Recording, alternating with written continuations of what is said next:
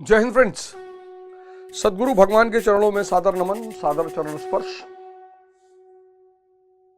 आशा करता हूं कि धर्म का विज्ञान आपको समझ में आने लगा होगा, और अगर धर्म का विज्ञान आपको समझ में आने लगा होगा तो आपको पता चल गया होगा कि इस जीवन का जो मूल उद्देश्य है वो है धर्म परिवर्तन।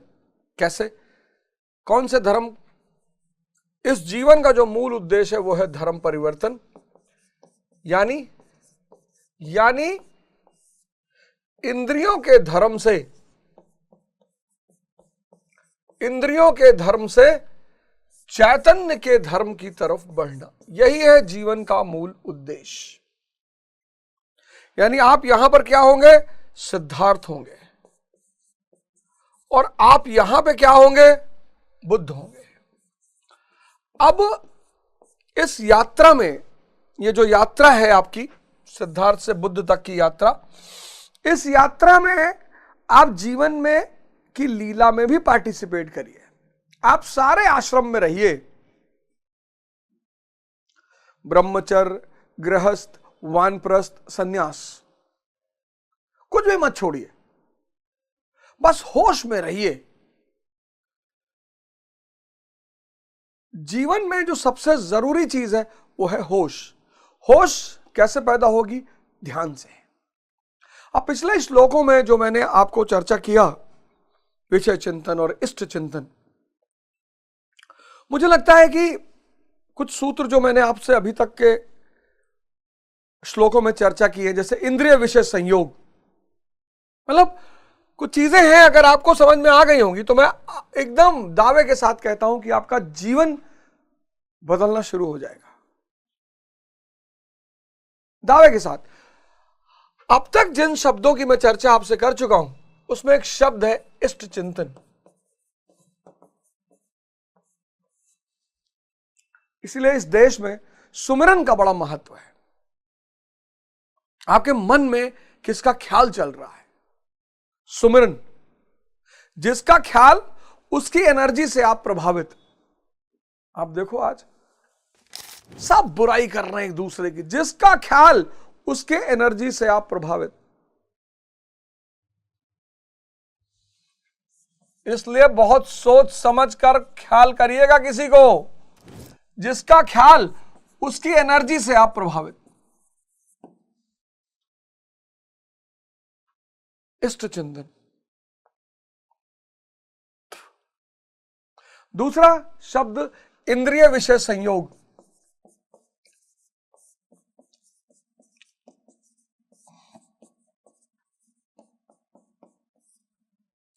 इंद्रिय विषय संयोग, जैसे ही भोजन आ रहा है तुरंत ध्यान देना है कि स्वाद के लिए खाने जा रहा हूं या स्वास्थ्य के लिए। इंद्रिय विषय संयोग से बचना है, जाग जाना है तुरंत।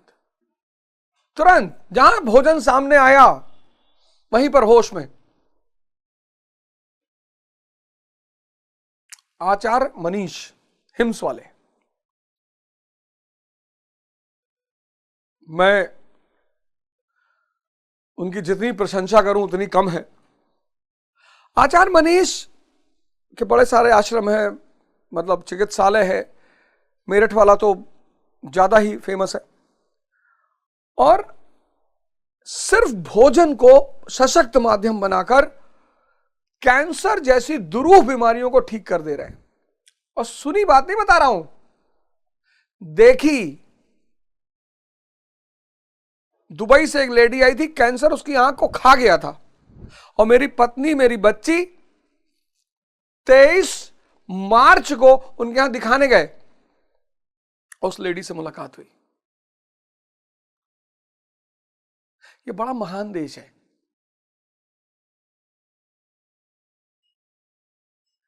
मेरा भारत महान, ये बहुत महान देश है। बस हम थोड़ी बहुत गलतियां कर रहे हैं, अगर हम उनको पकड़ लें, पूरी दुनिया में शायद ही कोई ऐसा देश हो जिसको भगवान बनने का सूत्र पता हो। भगवान मतलब जिसके अंदर भगवत्ता के लक्षण हो। शक्ति होते हुए भी आप सरल हैं, आप भगवान हैं। शक्ति का उपयोग आप सेवा में कर रहे हैं, आप भगवान हैं।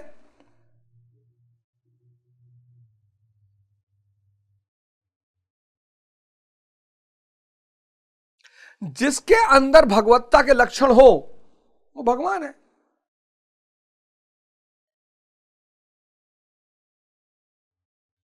तो फिर भगवान शंकर कौन है? इष्ट है हमारे।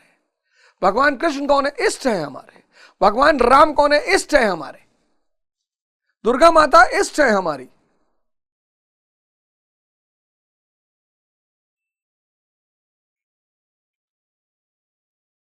इष्ट चिंतन, इंद्रिय विषय संयोग,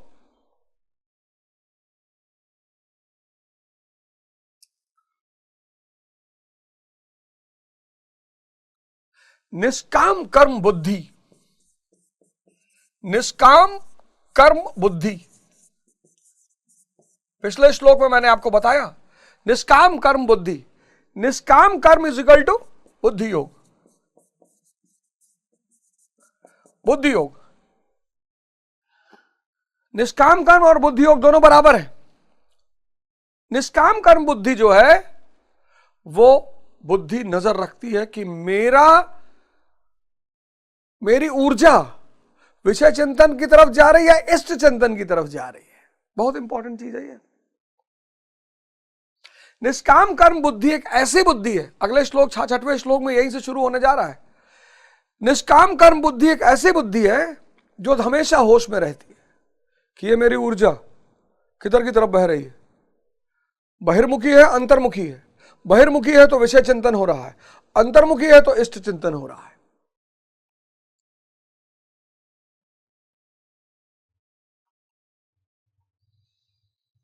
इस ऊर्जा को बाहर से अंदर की तरफ लाने का नाम साधना है। इस ऊर्जा को लाने के तरीका बताने का नाम धर्म है। Religion is a science to turn a human being into a super human.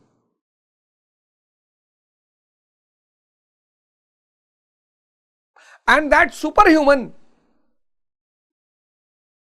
will control the entire universe.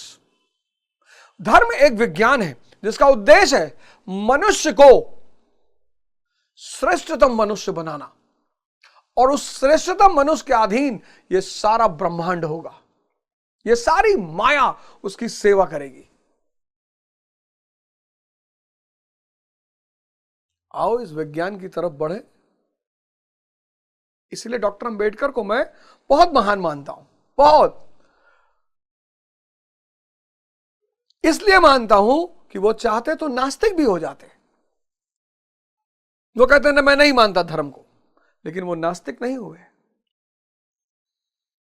और उन्होंने क्या किया? सबसे पहले उन्होंने शिक्षा पे बल दिया कि जो भी शिक्षित होगा उसकी विवेक तो जिंदा होगा ना, और जब विवेक जागृत इंसान निर्णय लेगा तो श्रेष्ठतम निर्णय होंगे।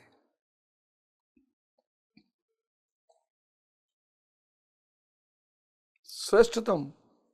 जहां जहां भी भगवान बुद्ध की मूर्तियां रखी हैं, अगर वहां ध्यान नहीं होता तो वो मूर्तियां बेकार है।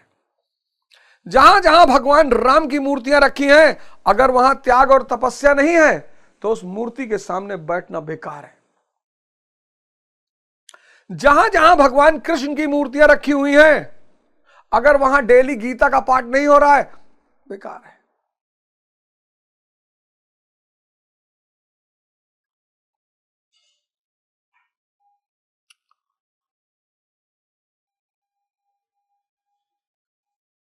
इष्ट चिंतन, इंद्रिय विषय संयोग, निष्काम कर्म बुद्धि।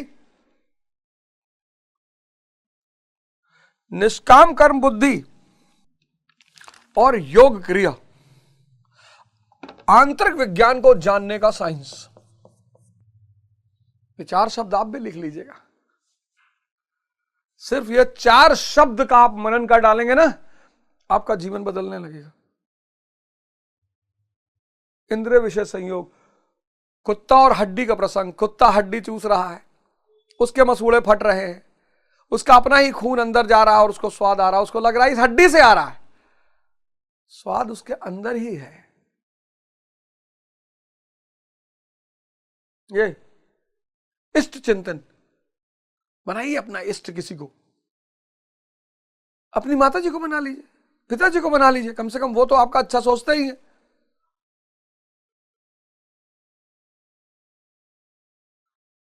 निष्काम कर्म बुद्धि, दिन भर होश रहे कि विचार जा कहां रहे हैं, किस तरफ बह रहे हैं, विषय चिंतन की तरफ या इष्ट चिंतन की तरफ।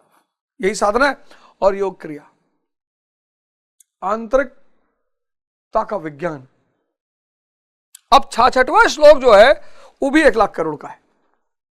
यानी गीता खत्म होते होते एलन मस्क भी गरीब हो जाएंगे, तो हो ही चुके होंगे अब तक। एलन मस्क को शायद पता नहीं कि वो एक नाटक का हिस्सा है। उन्होंने एक ऐसी संपत्ति कमाई है जो छूट जाएगी। अगर वो व्यक्ति भी ध्यान की तरफ आ जाए तो आंतरिक धन और बाह्य धन का अगर मेल हो जाए तो वो श्रेष्ठतम उपलब्धि होगी। बाहर के धन को माया गुलामी करेगी भैया, उसे छोड़ना थोड़ी है। और अगर आपको अपने आप को बदलना है, किसी आश्रम में चले जाइए 10 दिन 15 दिन के लिए, सेवा करिए, उनकी संगत में रहिए,